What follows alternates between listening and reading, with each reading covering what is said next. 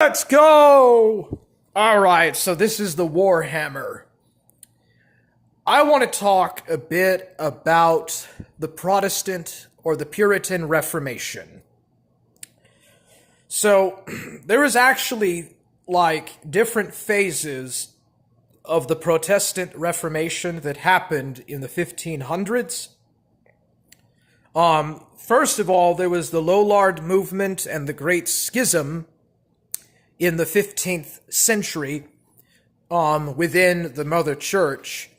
Then in 1517, Luther nailed his 95 theses on the Wittenberg Cathedral in Germany. And this basically began the process of what essentially kick-started the Reformation.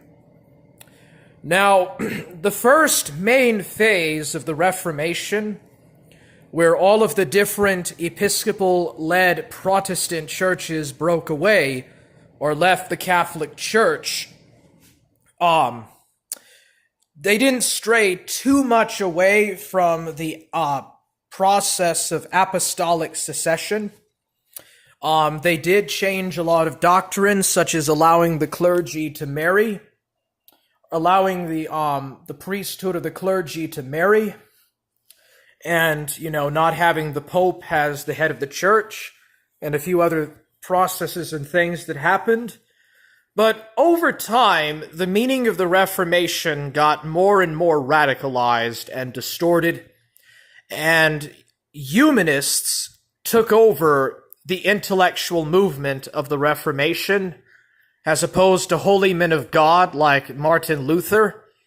More and more less religious-oriented and more humanist-minded men of the Renaissance got into the Reformation and began to associate it with secularism instead of reform within the apostolic church. And then the merchants, or the mercantile class, took over from the priestly and the knightly classes, and they started to influence and to drive the Reformation in tearing down the authority of the church. When you get to the Puritans, they were not interested in carrying on apostolic succession of the gospel. They were interested in introducing these strange and rather bizarre and offsetting practices and doctrines and stuff which were not, part of the medieval or the feudal church. And ultimately what this did was it began a process of dividing the Protestant church into 33,000 different creeds and sects. And out of these bizarre and rather crazy sects or orders, you have the Mormons, the Seventh-day Adventists, the Baptists, the Jehovah's Witnesses, and a bunch of these other weird cults that come in and just continue the process of tearing up the church into at least 33,000 different sects. And by doing this, Christianity itself is highly fragmented. It is distorted, and the main concept and idea of what St. Paul, St. Augustine, and all of these other church fathers that had tried to set up and create the church from the time of the New Testament, it is distorted. By the time that you get to the 19th century, you have people like Joseph Smith and Todd Lewis coming in and adding their own personal doctrines and creeds and offshoot ideas and adding that into the scripture. This would not have happened in the Middle Ages when one main authority was controlling and running the church. When there was an organized priestly class that basically had total and absolute monopolistic control, and the merchants were kept outside any kind of influence within the church itself or within the state. The priestly class ruled over the church, the feudal class ruled over the state, or the estates, and this was not an issue or a problem as such. And then in just a relatively handful of centuries after the end of the Middle Ages, or the feudal era, you have 33,000 different sects and different orders and stuff, and even within the Catholic Church itself, you have movements that are breaking away, and driving away from the Vatican or from the main church itself. And what you have is a lot of divisions within the church and a fragmentation within Western society. So why ask yourself this? Why is Western civilization the way it is now?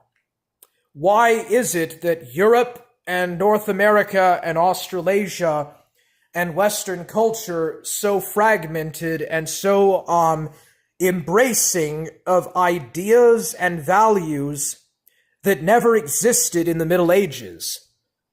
It has a lot to do with what happened with the Puritans and with the Reformation and stuff.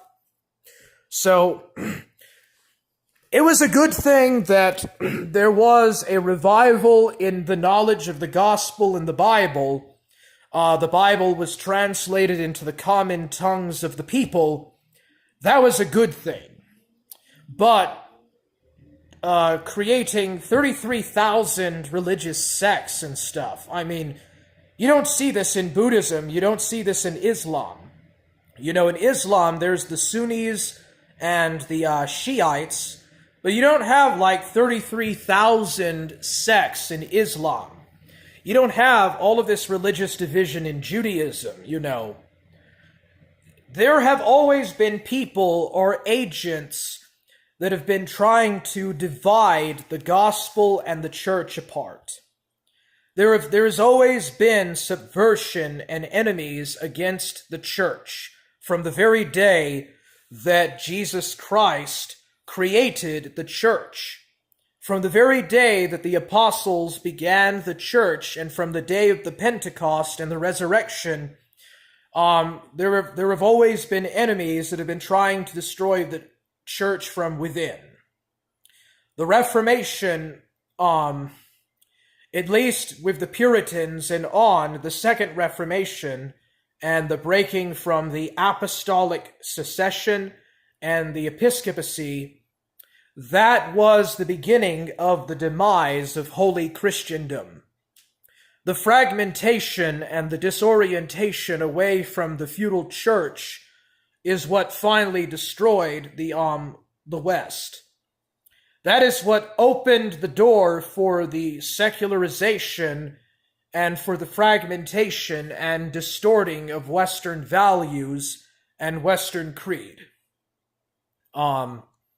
The adaptation of allowing foreigners into Western culture and letting foreign elements come in and getting rid of the feudal system is what destroyed Western civilization. It didn't happen overnight. It happened very gradually. And after 1789, the process really accelerated into overdrive. Especially after 1945. It really just has been going into overdrive. What's up, Galdi? Forge gang! Let's go! So, are there any questions about what I've been talking about? Are there any questions or not? All right.